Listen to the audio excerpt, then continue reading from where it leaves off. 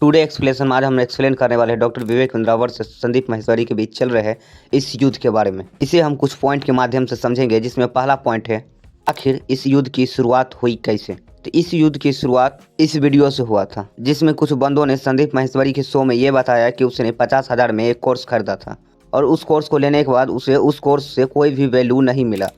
But जब वह पैसा रिफंड कराने के लिए ऑफिस गया तो उसे वहां बताया गया कि उसे इस कोर्स को आगे सेल करना होगा। बट वह बंदा जिसे उस कोर्स से स्वयं कोई वैल्यू प्राप्त नहीं हुआ, वह उस कोर्स को आगे कैसे सेल कर पाएगा। बट पैसे निकालने के लिए वह आगे किसी भी प्रकार उस कोर्स को सेल किया, जिस कारण ऐसी धांधली की वजह से भारत के लाखों नौजवान युवा इस स्कैम में आगे फंसते चले गए, जिनमें से कुछ ऐसे भी बंदे थे जो कि कोर्स खरीदने के लिए पैसा लोन पर उठाया था और उसका ब्याज वह अभी तक चुकता नहीं कर पाया है। मूलधन तो दूर की बात है।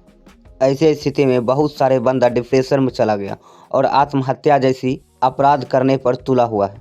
ना जाने इस कोर्स के कारण कितने सारे परिवार का खून पसीने से कमाया हुआ पैसा डूब गया। संदीप माहेश्वरी के इस शो में कहीं भी डॉक्टर विवेक बिंद्रा का नाम नहीं लिया गया था। तो डॉक्टर विवेक बिंद्रा वर्सेस संदीप माहेश्वरी के बीच युद्ध आखिर शुरू हुआ तो हुआ कैसे।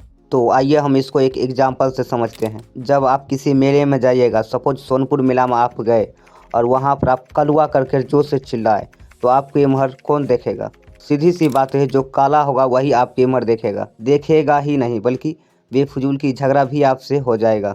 ठीक वही कहानी संदीप माहेश्वरी एंड विवेक बिंद्रा के बीच चल रहा है। संदीप माहेश्वरी सिर्फ उन सभी स्कैम करने वालों को स्कैम बंद करने के लिए कहा था, न कि खासकर डॉक्टर विवेक बिंद्रा को बोला गया था।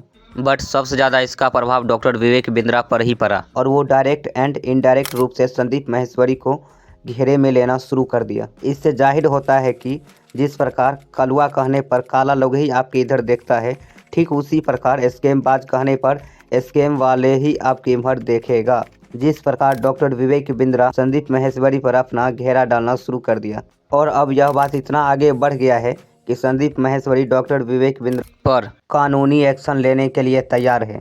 इनमें जो भी पैसे लगेगा वह पैसा संदीप माहेश्वरी जी कुछ टाइम के लिए अपने यूट्यूब चैनल को मोनेटाइज करेंगे, जिससे कानूनी प्रक्रिया में जो भी खर्चा आए वह उससे निकल जाए और फिर बाद में संदीप माहेश्वरी जी उस यूट्यूब चैनल को मोनेटाइजेशन बंद कर देंगे।